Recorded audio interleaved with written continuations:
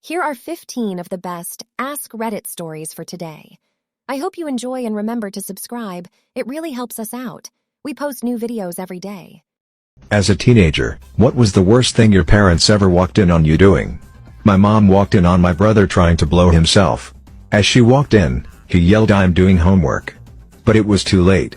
She silently closed the door and they never spoke of it to each other again. He only told me one night because he was really drunk. Then I told the internet. My principal once walked in on me banging her daughter. I didn't think it was possible to go soft that quick. My dad walked in while I was playing video games and getting a BJ at the same time. He walks in and sees us, we scramble, embarrassed. My dad then goes, "Wow, really?" I can't even get his mom to give me a shoulder rub while watching TV. Forgetting to knock, my mom walked in on me in the bathroom, on the toilet, eating a bowl of ravioli. My dad walked in on my high school girlfriend and I wrestling. He walked in right in the middle of reverse cowgirl. No blankets, nothing. So he saw everything. From there on out, every time he wanted to tell me dinner was ready he would just text me. In high school my mom walked in on me and my boyfriend, except I wasn't wearing anything below the belt and I had a blanket over myself. Since she had no idea anything was going on under there, she decided to sit with us and have a nice long chat before she left. Convicts, what is the worst thing you have ever seen a guard do while in prison?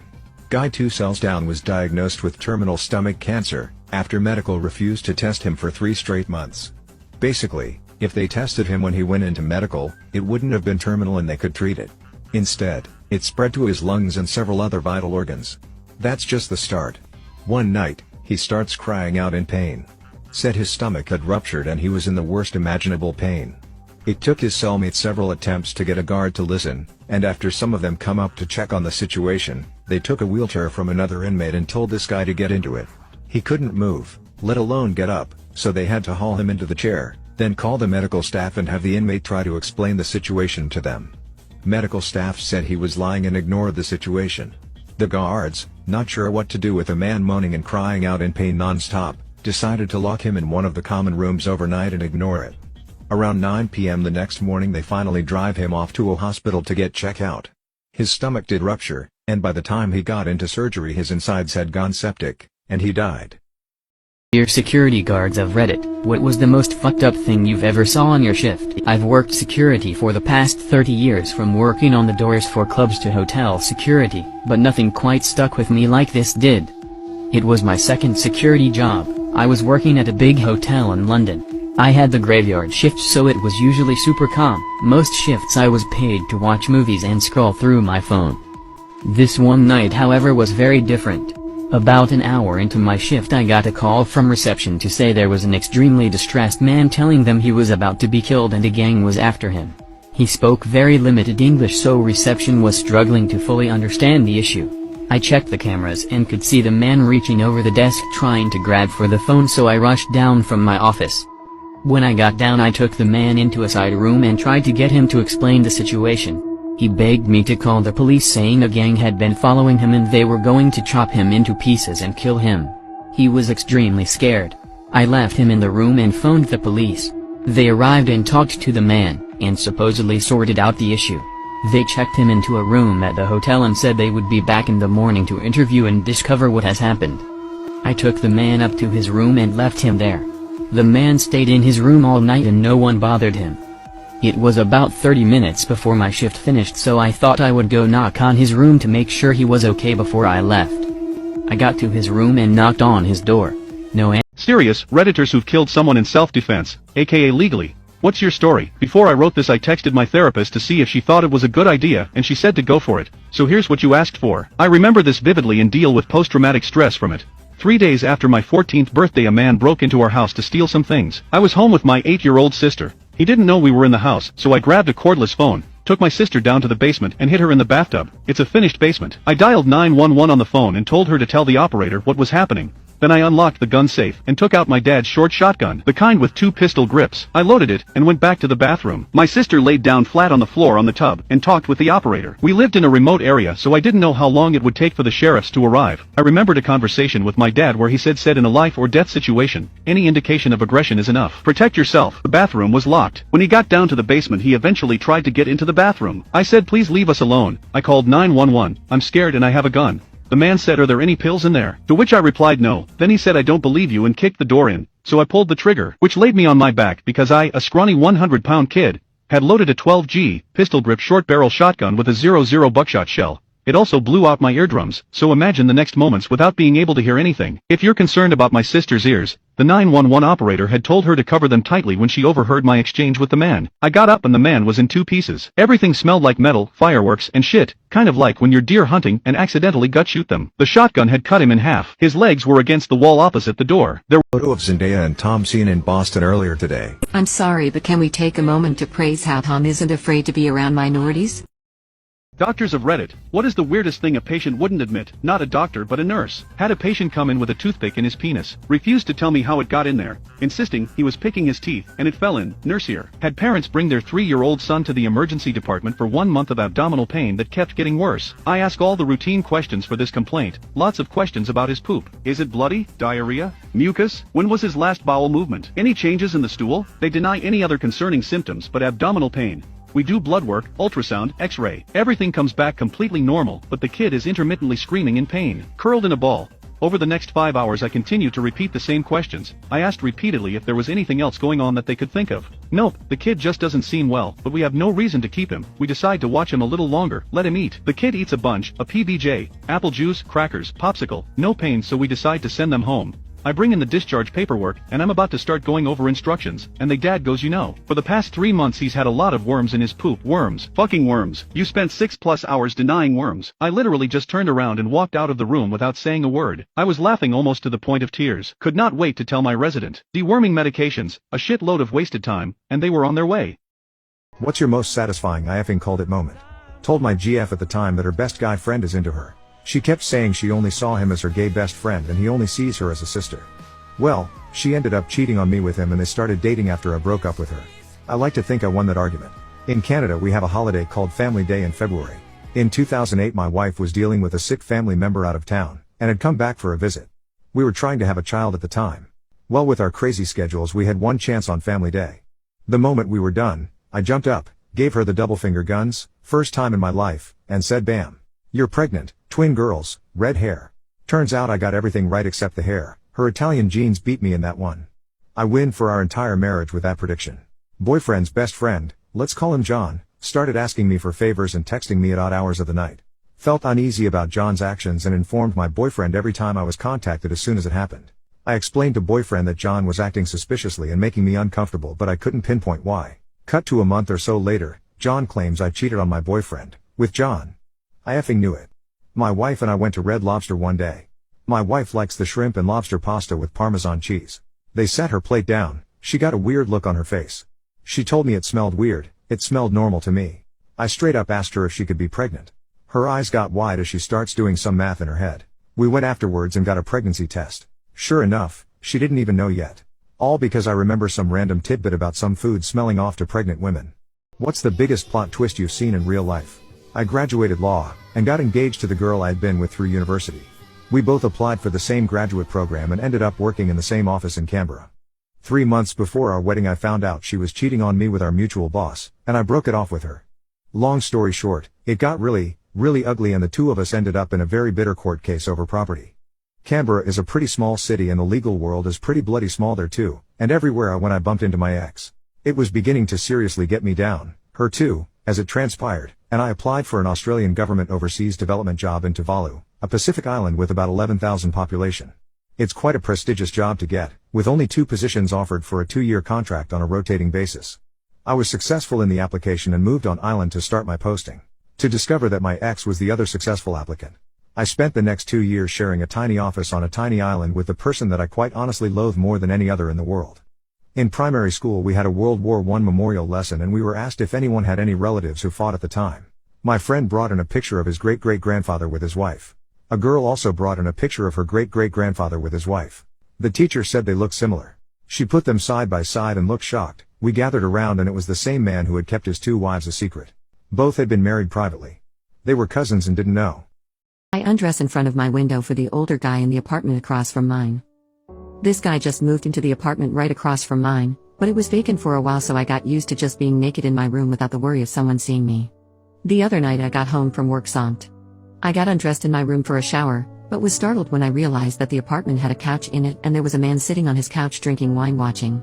I didn't even notice someone had moved in. When we saw each other, I dropped below the windowsill and pulled on a rope.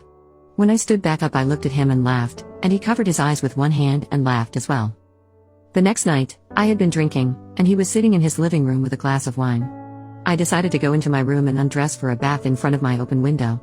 Obviously, I knew he was watching. I looked at him and he was watching intently, not doing much else. Over the past week, it's become a bit of a routine.